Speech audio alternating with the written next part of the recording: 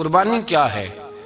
قربانی یہ ہے کہ میری چڑھتی جوانی تھی، جولانیاں تھی، طاقتیں تھی، ہمتیں تھی، میں دنیا خرید سکتا تھا، میرے اندر ساری صلاحیت تھی، میں دنیا کے ہر فن کا ماہر تھا، میں سب کچھ کر سکتا تھا، لیکن میں نے اپنی ہر چیز اپنے محبوب کے نام کر دی۔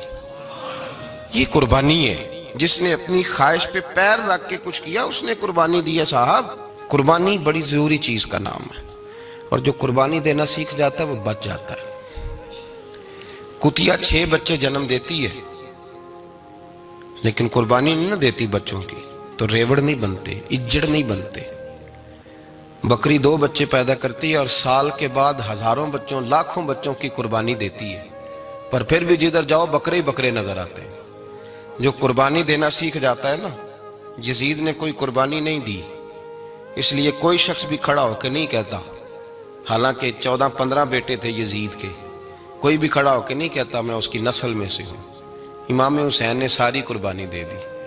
ایک زین العابدین بچے تھے، پوری دنیا میں اللہ نے سید عطا فرمائے ہوئے ہیں۔ جو قربانی دینا سیکھ جاتا ہے وہ بچ جاتا ہے۔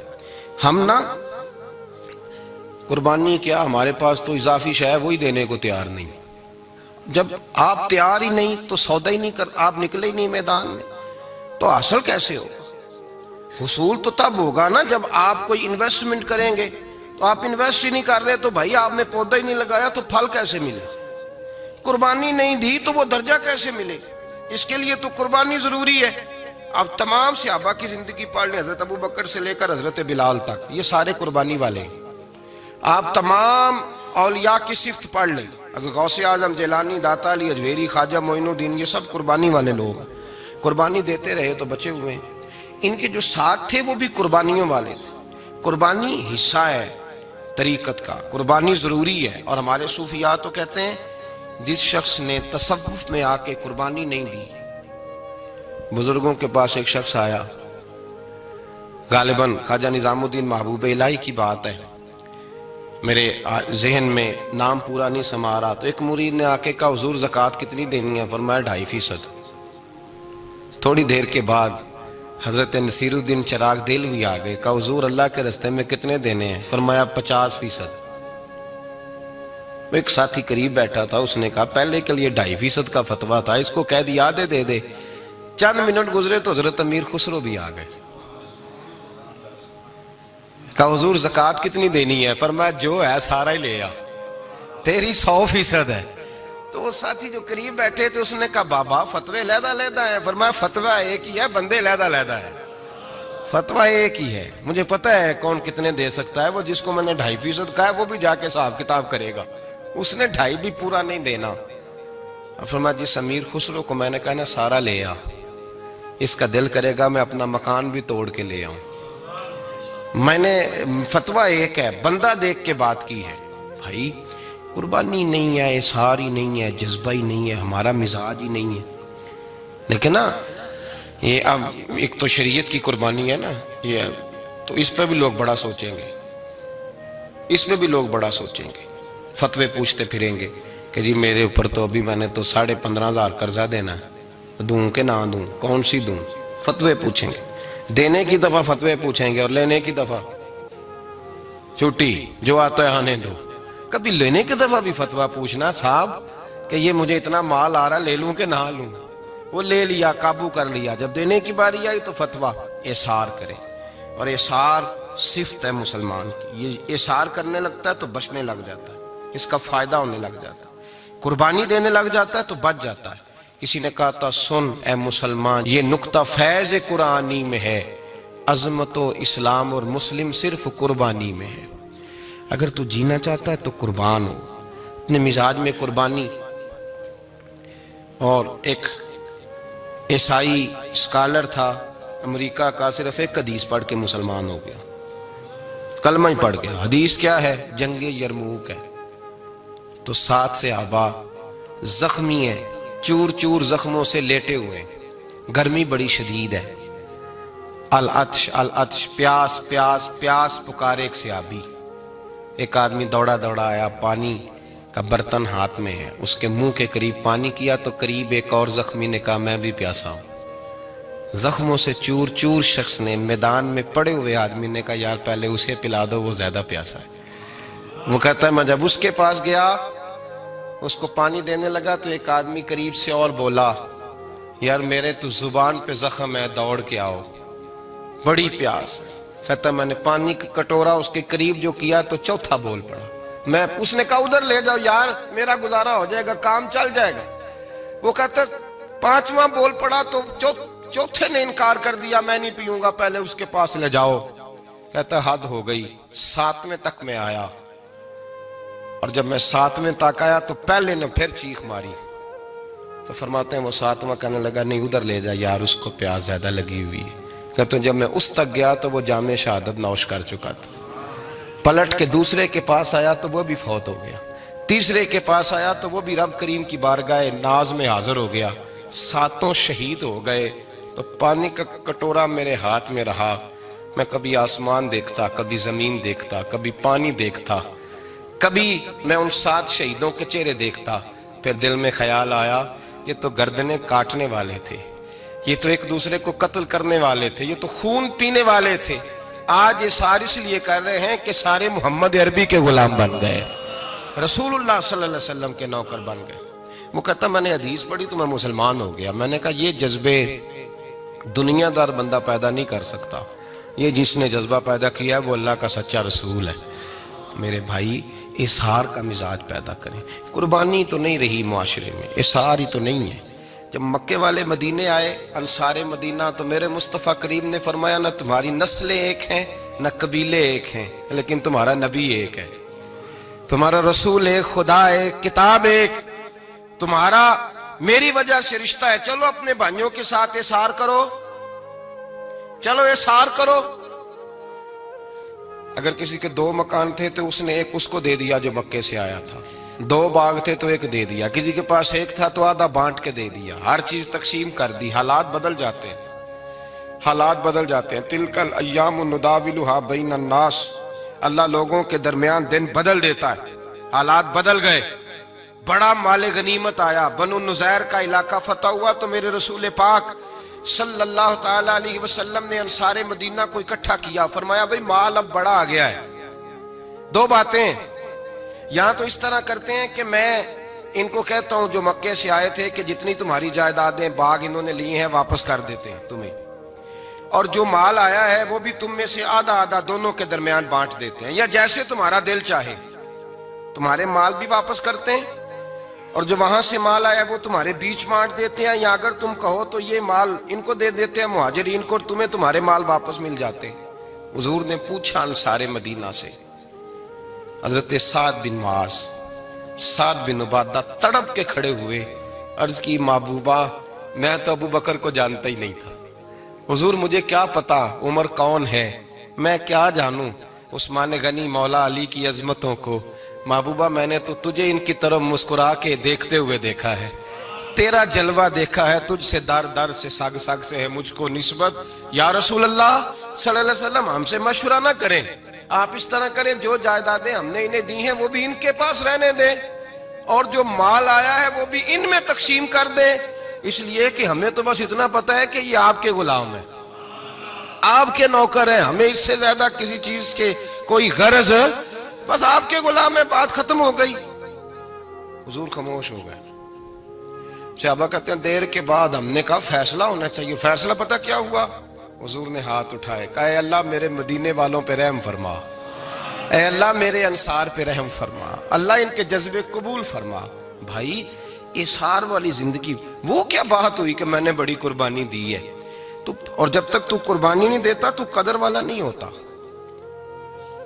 جو چیز قربانی سے حاصل ہوتی ہے اس کی قدر ہوتی ہے، جو چیز مفت میں آ جاتی ہے اس کی کوئی قدر نہیں ہوتی، کوئی قدر نہیں۔ میں اکثر سوچتا ہوں کہ حضرت خواجہ اجمیری کے خلیفے اجمیر میں بھی تو ہونے چاہیے تھے نا، لیکن ان کے خلیفے اجمیر میں نہیں ہوئے، دلی میں ہوئے۔ تو میں سوچتا ہوں دلی والوں کے خلیفے دلی میں ہونے چاہیے، لیکن دلی میں نہیں ہوئے، پاک پتن میں ہوئے، تو پاک پتن والوں کے یہاں ہو جاتے۔ وہ اس لیے کہ قربانی جو دیتا ہے نا، جو دور سے چل کے آتا ہے وہ قربانی کرتا ہے، قربانی دیتا ہے، اس کو قدر زیادہ ہوتی ہے۔ حضور صلی اللہ علیہ وسلم کے پاس ایک مہمان آ گئے رات کے وقت میں. جب وہ آئے تو حضور نے پوچھا کھانا کھانا ہے؟ تم نے کہا کھانا ہے. جھوٹ اور بھوک کو جمع کرنا منع ہے. کہا جی کھانا ہے. تو حضور صلی اللہ علیہ وسلم نے فرمایا ازواج مطہرات کے گھروں میں پتہ کرو کچھ ہے. حضرت ام سلمہ کے گھر میں پتہ کیا تو کہا یا رسول اللہ 4 دن سے روٹی نہیں پکی. حضرت زینب سے پوچھا تو کہا حضور کئی دن سے چولہا ہی نہیں جلایا. حضرت عائشہ صدیقہ، حضرت میمونہ، حضرت سودا، تمام گھروں سے بظاہر یہ 2 جہاں کے شاہ ہیں، پر پاس کچھ رکھتے نہیں. 2 جہاں کی نعمتیں ہیں ان کے خالی ہاتھ میں. ہر چیز ہے پر فقر اختیاری ہے. کوئی شے نہ ملی تو نبی پاک صلی اللہ علیہ وسلم نے مسجد میں اعلان کیا، فرمایا کون ہے جو میرے مہمان کو روٹی کھلائے. ان لفظوں کا حسن کوئی حسن والا ہی سمجھ سکتا ہے. فرمایا کون ہے جو میرے مہمان کو کھانا کھلائے. تو ایک صحابی لے گئے اور اٹھے وہ صحابی جو صحابہ میں غریب تھے، ایک انصاری جو غریب آدمی تھے. بہت زیادہ امیر آدمی اللہ کی راہ میں خرچ نہیں کر پاتا، اس کے لیے مشکل ہو جاتا ہے. اس کے لیے بہت امیر آدمی جو ہوتا ہے نا، وہ جتنا زیادہ امیر ہوتا ہے نا اتنی دیوار اس کے گرد کھڑی ہو جاتی ہے پیسوں کی، مشکل ہو جاتا ہے اس کے لیے. غریب آدمی کھڑے ہوئے. اگرچہ میرے محبوب کے غلاموں میں جو بڑے امیر تھے وہ بھی خرچ کرنے میں بڑے آگے تھے. حضرت عثمان غنی رضی اللہ تعالیٰ عنہ، حضرت عبد الرحمن ابن عوف، حضرت ابو بکر صدیق رضی اللہ. لیکن یہ غریب آدمی کا حضور میں لے جاؤں گا، میں لے کے جاؤں گا. اور یہ بخاری مسلم ہے. حضور نے فرمایا لے جاؤ. وہ اب صحابی گھر لے گئے اور بیوی سے مشورہ کیا. بات پہ غور کرنا، ہر چیز کی بھوک دیکھی جا سکتی ہے، بچوں کی نہیں دیکھی جا سکتی. وہ انصاری حضور کے مہمان کو گھر لے گئے، جا کے بیوی سے مشورہ کیا. کہا بھلی مانس گھر میں کچھ ہے؟ تو اس نے کہا تھوڑا سا بچوں کے لیے کھانا رکھا ہے. بچوں کے لیے. بچے تو بزدل کر دیتے ہیں، بچے تو آدمی کو بزدل کر دیتے ہیں، بچے تو مار دیتے ہیں، کلیجہ پھٹ جاتا ہے بچہ بھوکا ہو تو، نیند نہیں آتی. اب صحابی اپنی بیوی سے کیا کہتے ہیں؟ کہتے ہیں بچوں کو بہلا کے سلا دے. اور رسول اللہ کے لیے نہیں، رسول اللہ کے مہمان کے لیے. بھئی نبی پاک کے لیے نہیں، حضور کے. تجھ سے در در سے سگ اور سگ سے ہے مجھ کو نسبت. میری گردن میں بھی ہے دور کا پٹکا تیرا، تجھ سے در در سے سگ سگ سے ہے مجھ کو نسبت. لمبی بات ہے. کہ بچوں کو سلا دو. بی بی نے بچوں کو سلا دیا تو میاں بیوی کا مشورہ ہوا کہ مہمان کے ساتھ بیٹھ کے روٹی کھانا بھی سنت ہے. تو اب مہمان کے ساتھ بیٹھ کے کھانا بھی ہے تو کھانا ہے 1-2 آدمی کا. اب خاوند اپنی بیوی کو تیار کرتا ہے کہ میں بھی کھانے پہ بیٹھ جاؤں گا، تو بھی بیٹھ جانا. اور جب مہمان کھانے میں ہاتھ ڈال لے تو اٹھنا، کہنا او ہو دیا تو صحیح کیا ہی نہیں، ابھی بجھ جائے گا. اور جا کے دیا بجھا دینا. ہم ہاتھ ہلاتے رہیں گے، مہمان روٹی کھاتا رہے گا. اور یار اس درد کو، اس کیف کو سمجھو. گھر میں بچے بھی بھوکے، بچوں کی ماں بھی بھوکی، بچوں کا باپ بھی بھوکا. دسترخوان پہ روٹی لگ گئی، روٹیاں چون ڈالیں. بی بی اٹھی کہنے لگی او ہو چراغ تو صحیح کیا ہی نہیں، یہ تو بجھ جائے گا. حوصلے مند بی بی جس نے بچے بھوکے سلا دیے. وہ بھوکے سوئے ہوئے بچوں کی بھوکی اماں اٹھی اور اپنے خاوند کی تابع داری میں اٹھی. میں گڈی تے ہاتھ ڈور سجن دے، وہ جنج رکھے اونج رہنا ہے. اٹھی اور اس نے نہ دیا ٹھیک کرنے کے بہانے بجھا دیا. مہمان روٹی کھاتا رہا اور رسول اللہ کے نوکر قربانی دیتے رہے. وہ روٹی کھا کے سیر ہو کے بستر بچھایا تو سو گیا.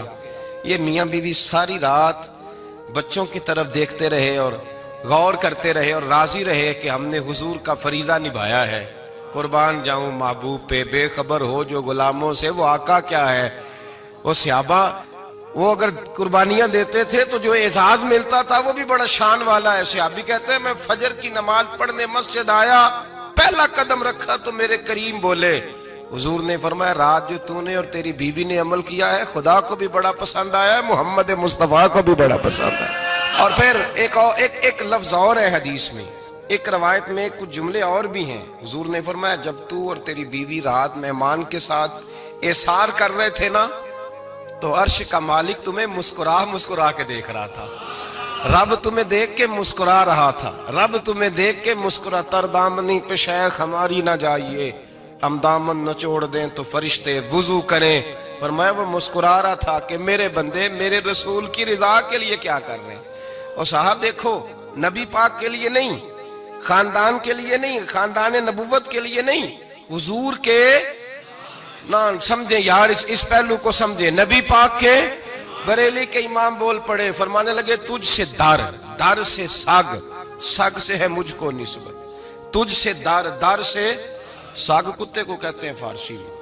فرماتے محبوب تیرا دروازہ اور دروازے پہ کتا اور کتے کے پاس میں بیٹھا ہوں، چلو کتے کے پاس تو بیٹھا ہوں نا، میری گردن میں بھی کوئی تو پٹکا آیا ہی ہے نا، تجھ سے در، در سے سگ اور سگ سے ہے مجھ کو نسبت، چلو میری گردن میں بھی ہے دور کا پٹکا تیرا۔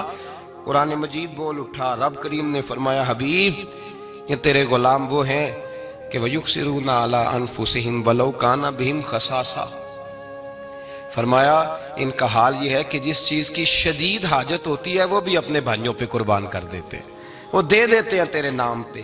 ہم نے کسی شے کے لیے کبھی قربانی نہیں دی، نہ دین کے لیے، نہ قرآن کے لیے، نہ مسجد کے لیے، نہ شیخ کے لیے، نہ طریقت کے لیے، قربانی تو ہے ہی نہیں۔ تو جو شے مفت ملتی ہے اس کا نہ مزہ آتا ہے نہ قدر ہوتی ہے۔ جو چیز قربانی کر کے لیتے ہو نا، قربانی کر کے، اس کی قدر ہوتی ہے۔ کسی لیے کہا تھا کسی درویش نے، اس نے کہا تھا قدر نبیدہ ایک کی جانن دنیا دار کمینے، قدر نبیدہ جانن واگے سو گئے وچ مدینے۔ ان سے پوچھو نا، ان سے پوچھو ان حضرات کو کتنی قدر تھی۔ قربانی اپنی زندگی میں دینا سیکھیں۔ ایک ہوتی ہے بندے کی ذاتی خواہش، اس کو کچلنا بڑا مشکل ہوتا ہے۔ ہم روایتیں پڑھتے ہیں، سنتے ہیں، لیکن آپ یقین کریں پنکھے کے نیچے مسجد میں کوئی دوسرے کو جگہ دینے کو تیار نہیں۔ پنکھا ہے نا چل رہا ہے تو کوشش ہے کہ مجھے عین اس جگہ ملے جہاں پنکھا چل رہا ہے۔ اتنا بھی احسار کرنے کو لوگ تیار نہیں، اتنا بھی، اور درجے بڑے بڑے لینے چاہتے ہیں، بڑے بڑے درجہ۔ وہ ہمارے پاس لوگ آتے ہیں، دو چار لفظ لکھے ہوتے ہیں نا نام کے ساتھ، کوئی علامہ لکھ دیتا ہے، کوئی پیر صاحب لکھ دیتا ہے، تو لوگ بڑی باتیں پوچھ لیتے ہیں۔ کئی دفعہ آ کے پوچھتے ہیں میرا زیارت کرنے کو دل کرتا ہے۔ میں کہتا ہوں یار تو نے آخری سیڑھی پہ پیر رکھ دیا ہے، بالکل آخری پہ۔ دل تو تیرا جس چیز کو کرے گا تو وہ کرنے لگ جائے گا۔ پہلے شروع تو حضرت جنید بغدادی رحمت اللہ تعالی علیہ، وہ دریا کنارے کھڑے تھے تو آپ دریا کے اندر پیر رکھا آگے جانے کے لیے۔ یہ اعلیٰ حضرت نے لکھا ہے واقعہ ملفوظات شریف میں۔ دریا پار کرنے کے لیے پیر رکھا تو ایک شخص کہنے لگا حضور مجھے بھی ساتھ لے لیں۔ آپ نے فرمایا میں دریا پار کروں گا تو اس طرح کرنا، میرا کرتا پکڑ لے اور یا جنید یا جنید کہنا شروع کر دے، یا جنید یا جنید۔ اس پہ فتویٰ بھی لگ جاتا ہے پر کیا کرے، اب مسئلہ تو صحیح ہے نا۔ تو پیر میرا پیچھے سے کرتا پکڑ لے اور یا جنید کہہ، وہ کہتا ہے پیر رکھا نا حضرت نے پانی میں تو میں بھی پیچھے۔ تو حضرت جنید بغدادی کیا کہتے ہیں یا رحمان یا اللہ، یا رحمان یا اللہ، وہ خود یہ پڑھ رہے ہیں اور مجھے لگایا یا جنید پہ۔ کہتے ہیں دریا میں وہ بھی چلنے لگے تو میں بھی، یوں لگا جیسے پکے فرش پہ چل رہے ہیں۔ کہتے ہیں تھوڑا سا گزرا تو میں نے کہا بابا خود یا رحمان یا اللہ کہہ رہا ہے اور مجھے یا جنید پہ لگایا ہوا ہے، تو چلو میں بھی یا رحمان یا اللہ پڑھتا ہوں۔ کہتے ہیں میں نے یا رحمان یا اللہ کہا تو میں ڈوبنے لگ گیا، دریا میں ڈوبنے لگا۔ تو حضرت فرمانے لگے تجھے کہا نا یا جنید کہہ، کہتے پھر یا جنید کا تو پھر اوپر آ گیا۔ تھوڑا اور جا کے اب شیطان باز تو آتا نہیں، الذی یوسوس فی صدور الناس، یہ جاتا تو دل تک ہے نا، باز تو آتا نہیں۔ دن میں 36 دفعہ تو مشورہ دیتا ہے کہ سیدھی نماز پڑھو، یہ کس چکر میں لگ گئے، روز تو تقریر کرتا ہے۔ کہتا پھر دل میں وسوسہ آیا تو پھر میں نے جا کے کہا کہ یہ مجھے خود یا رحمان یا اللہ اور میں یا جنید۔ پھر میں نے کہا یا رحمان یا اللہ تو پھر ڈوبنے لگا۔ کہتے ہیں بابے نے پکڑ کے نکالا، کہا چپ کر کے یا جنید کہہ اگر پار جانا ہے تو، یا جنید کہہ۔ کہتے کنارہ آ گیا تو میرے دل میں خود ہی تھی، وسوسہ تھا کہ بابا تو یا رحمان یا اللہ کہے تو ترے، میں کہوں تو ڈوبے۔ میرے دل میں وسوسہ تھا۔ اللہ والے ادھار تو رکھتے ہی نہیں نا، جو بات دل میں آتی ہے وہ بیان پہلے کر دیتے ہیں، ادھار تو ہے ہی نہیں ان کے ہاں۔ وہ تو کہتے ہیں تجھے بولنے کی گنجائش ہی نہیں دیں گے، تیرے سوال دل میں ہوگا، جواب ہماری زبان پہ ہوگا۔ یہ تو چکر ہی نہیں نا، بالکل کوئی کھاتا ہی نہیں. رب کریم کا بندہ تو بات ہی وہ کرتا ہے جو کو دل میں لے کے آتا ہے. فرماتے ہیں جیسے ہی میرے دل میں یہ وسوسہ تھا، حضرت جنید بغدادی رحمت اللہ تعالیٰ علیہ باہر نکل گئے تو پلٹ کے میری طرف دیکھا اور مسکرا کے فرمانے لگے بیٹا جنید تک تو پہنچ لے، اللہ تو ابھی بڑی دور ہے. ابھی جنید تک تو پہنچ جا، ابھی تو جنید تک نہیں پہنچا، ابھی تو میرے تک تو پہنچ جا، اللہ تو ابھی بڑی دور ہے، تو ڈائریکٹ ہی وہاں تک جانے لگا ہے، شروع تو ہو ابھی. تو یہاں لوگ سیدھا ہی آ کے کہتے ہیں زیارت کرنی ہے. مجھے ایک صاحب کہنے لگے جی میں نے ایک پیر صاحب کے بارے میں سنا ہے ان کی بیعت ہوتے ہی بندے کو نبی پاک کا دیدار ہو جاتا ہے. میں نے کہا ٹھہر جا ذرا، اس کو بھی کہہ بریک پہ پیر رکھے، بیعت کرتے ہی دیدار ہو جاتا ہے. یہ کوئی لوٹ سیل ہے؟ زندگی گزر جاتی ہے انسان کی، مر جاتا ہے، اور جس کو حضور کا دیدار ہو پھر بچ جائے، پھر قائم رہے، پھر اس کی زندگی نہ بدلے، پھر اس کا دنیا سے کوئی تعلق رہ جائے. یہ پوچھ ابو بکر صدیق سے جنہیں دیدار ہوا تھا، جب دیدار ہوا تو یار رہا ہے، باقی کوئی شے بھی نہیں رہی، پھر محبوب رہے اور کچھ بھی نہیں بچتا. تو وہ کس طرح کا ہے جو دیدار بھی کراتا ہے اور پھر کہتا جاؤ دکان بھی کھول لو جا کے؟ یہ کیسی بات؟ وہ ایک منزل ہے، وہ اپنی جگہ پہ آ کے آتی ہے، اور یہی بہتر ہے کہ پردوں میں وہ پردہ پوش رہے. وہ اگر پردے اٹھا دے تو کسے ہوش رہے، پھر مشکل ہو جاتا ہے معاملہ، مشکل ہو جاتا ہے. تو بھائی یاد رکھیں، قربانی دینا سیکھیں، اثار کرنا سیکھیں اور صفر سے شروع کریں. زندگی میں ہم لینے کے چکر میں پڑ جاتے ہیں تو نقصان اٹھاتے ہیں. عقل کے گھوڑے کم دوڑائیں، محبت کے ساتھ عمل زیادہ کریں، دماغ کا استعمال کم کریں اور عمل زیادہ کریں، زیادہ عمل کریں، ورنہ شیطان تو نماز بھی نہیں پڑھنے دے گا. وہ تو کہے گا کہ جناب چلو ٹھیک ہے اللہ نے معافی کر دینا ہے نا، وہ تو کچھ بھی نہیں کرنے دے گا. دماغ کا استعمال کم کریں اور عمل زیادہ کریں، جد و جہد زیادہ کریں، اظہار کریں، قربانی کریں اپنی زندگی میں، کریں کسی کے لیے کچھ، اظہار کریں، کسی کو کچھ دیں. یہ جو ہم اولاد کے لیے قربانی دیتے ہیں نا، تو یہ قربانی نہیں ہوتی، یہ لالچ ہوتا ہے، یہ سودا ہے. پتہ ہے آپ کو یہ سودا ہے. ہم بچپن میں ان کی خدمت کریں گے، یہ بڑھاپے میں ہماری خدمت کریں گے، تو یہ تو تجارت ہے، یہ کوئی اصول نہیں. میرے بچے بڑے ہو گئے تو مجھے خیر صلی اللہ، یہ تجارت ہے بھائی، یہ تجارت ہے، یہ قربانی نہیں، تو تجارت ہے. یہ آپ جو کر رہے ہیں یہ تو کمیٹی ڈال رہے ہیں آپ، اور چونکہ نیت یہ ہوتی ہے خدمت کی تو پھر نصیب والوں کو خدمت ملتی ہے، قسمت والوں کو ملتی ہے. ورنہ بچے کہتے ہیں ابا جی ٹھیک ہے آپ نے ہماری خدمت کی تو سارے کرتے ہیں، آپ نے کو نوکی تھوڑی کی ہے، چھٹی آپ وہاں بیٹھیں، چائے ملے گی وقت پہ پہنچے گی، لیکن آپ مداخلت نہ کریں کسی چیز کے اندر، تجارت نہ کریں، اظہار کریں، قربانی کریں. ہمارے صوفیاء یہ کہتے ہیں اولاد سے بھی توقع نہ کرو خدمت کی، نہ توقع کرو، بس یہ کہو کہ میرا رب مجھے بڑھاپے. دیکھیں نا نبی پاک صلی اللہ علیہ وسلم نے دعا مانگی، اے اللہ ارذل العمر ہونے سے بچا، عمر کے اس حصے سے بچا جس میں دوسروں پر انسان بوجھ بن جاتا ہے. دعا مانگ. تو یہ لالچ بھی نہ کبھی زندگی میں رکھیں کہ میری فلاں آدمی خدمت کرے گا، یہ لالچ بھی برا ہے، اس پر بھی توجہ نہ کریں. اپنی دنیا آپ پیدا کر اگر زندوں میں ہے، سر آدم ہے، ضمیر کن فکاں ہے زندگی. یاد رکھیں ہوش آنے سے لے کر اپنا یہ ذہن بنا لیں کہ میں آج سے اپنے آپ کو خود چلاؤں گا، میں سایہ دوں گا، بھکاری مان کے کبھی کسی سے سہارا مانگوں گا نہیں. سہارا دیں، کسی کے لیے قربانی دیں، اظہار کریں، جد و جہد کریں.